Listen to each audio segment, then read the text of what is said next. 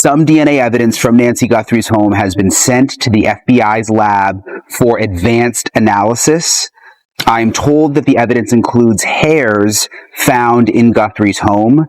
And that's an interesting part of this because we haven't known in the past. Human beings can lie. A son-in-law can lie. Witnesses can lie. But science? Science never negotiates, and it never forgets. In the world of forensic investigation, there is a fundamental principle known as Locard's exchange principle. Every contact leaves a trace.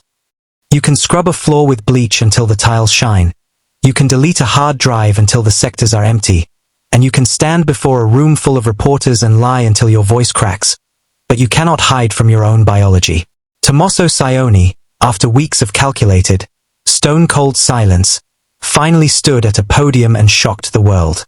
He admitted he was there. He claimed Nancy Guthrie wasn't alone.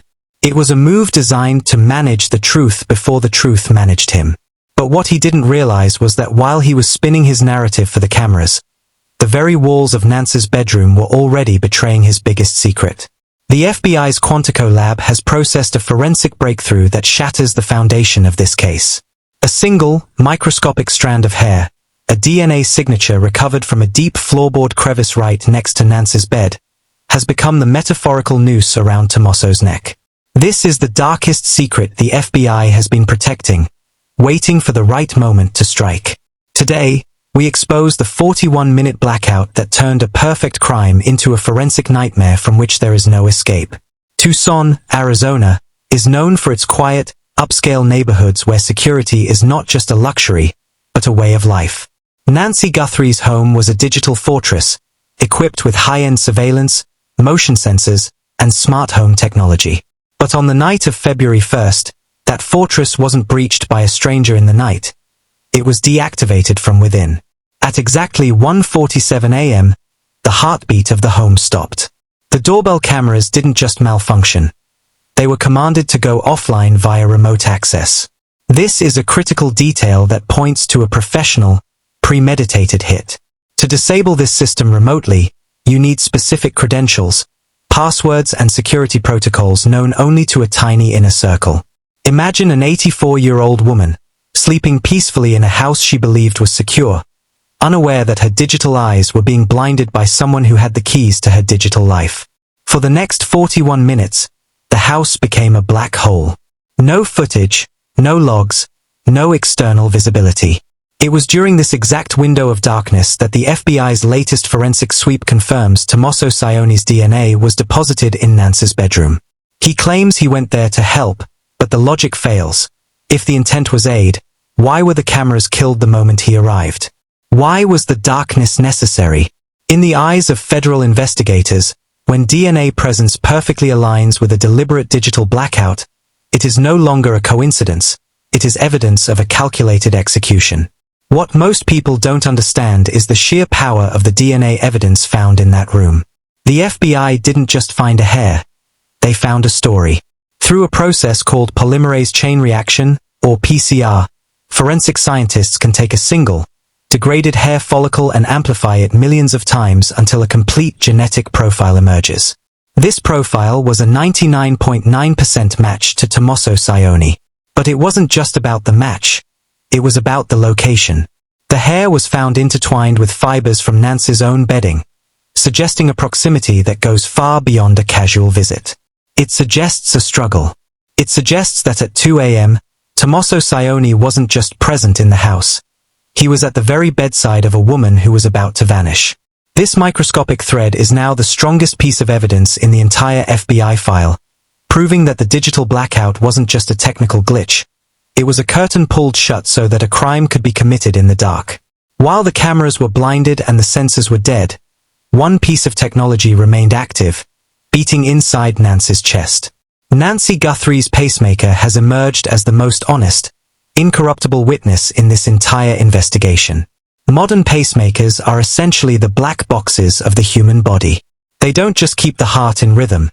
They are sophisticated data loggers that record every physiological event, every surge of adrenaline, and every moment of cardiac distress, independent of Wi-Fi, cellular signals, or external power. The FBI's medical forensic team has extracted data showing a cardiac signature known as acute fear onset. At 2:10 a.m., Nancy's heart rate experienced a violent, sudden spike, a physiological scream.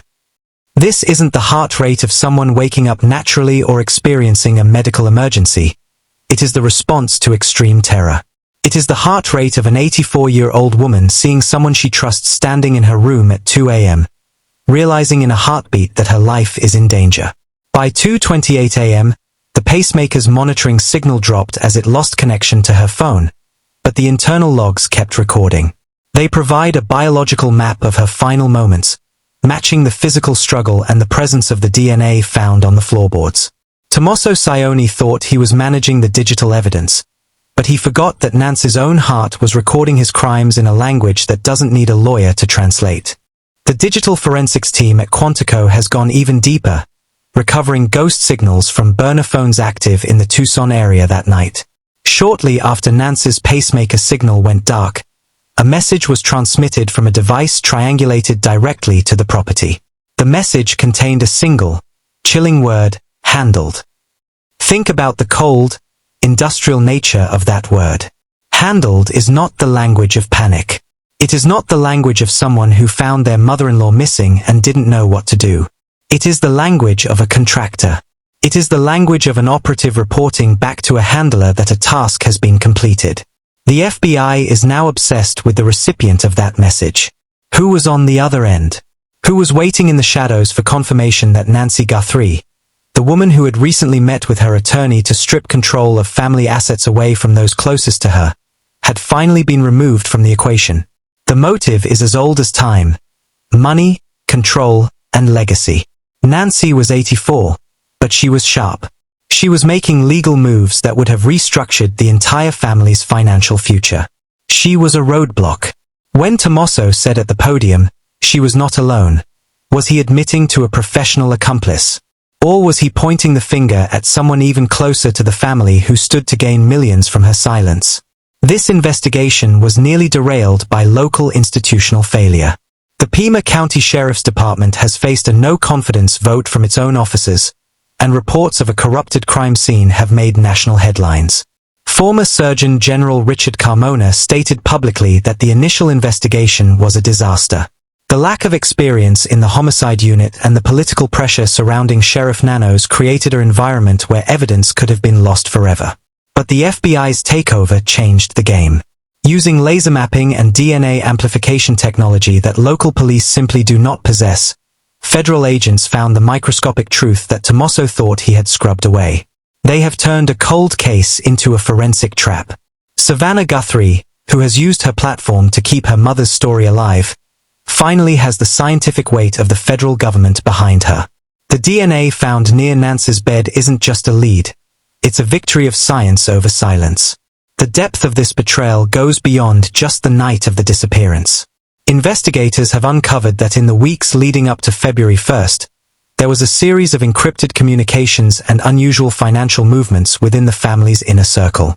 Nancy Guthrie wasn't just a victim of a single night. She was being watched. The forensic breakthrough in her bedroom is the key that unlocks a much larger conspiracy.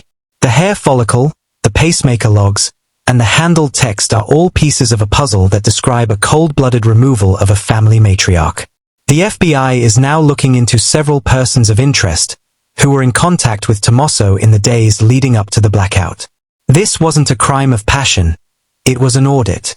A cold, calculated decision to protect an inheritance that was about to be redirected. As of late April 2026, the net is closing. The single strand of DNA found in Nancy's room has become a noose tightening around the truth.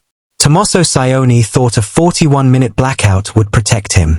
He thought that by admitting his presence, he could explain away the forensics. But he didn't count on the pacemaker. He didn't count on the handled text being recovered from the digital ether. Nancy Guthrie remains missing, and the Tucson desert is a vast, unforgiving graveyard of secrets. But science has provided a path through the silence. Nancy lived her life on her own terms, and her heart is finally telling the story of how that life was taken. The microscopic evidence has spoken, and it is louder than any press conference. What do you believe? Was Tommaso the mastermind, or was he just a pawn sent to handle a problem? Who was the second person on the other end of that handled message? The FBI is closing in, and the next update might be the last one we ever need. Leave your theory in the comments. We are tracking every lead. Subscribe to stay updated as we wait for the final arrest. This is no longer just about a disappearance. It is about a betrayal of the highest order. Nancy Guthrie is still out there, and her heart's final record is leading the way home. The truth is coming, and it is finally being handled. Keep looking.